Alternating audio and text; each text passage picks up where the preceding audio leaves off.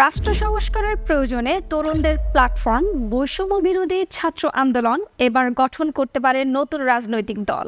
সমাজের বৈষম্য দূর করার পাশাপাশি সাম্য ও মানবিক মর্যাদা নিশ্চিত ও বড়তান্ত্রিক রাজনীতির অবসান ঘটিয়ে নতুন রাজনৈতিক দল গঠন করতে পারে বৈষম্য বিরোধী ছাত্র আন্দোলন।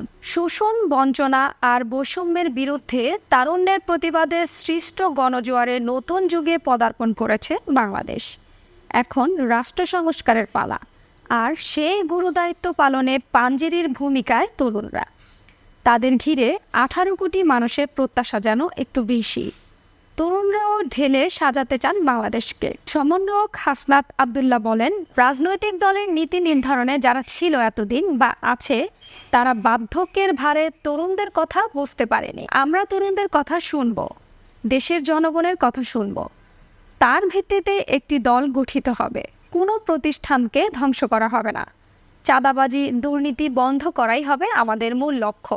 আদালতের প্রতি মানুষের আস্থা ফিরিয়ে আনতে বিচার ব্যবস্থার সংস্কার চান তরুণরা।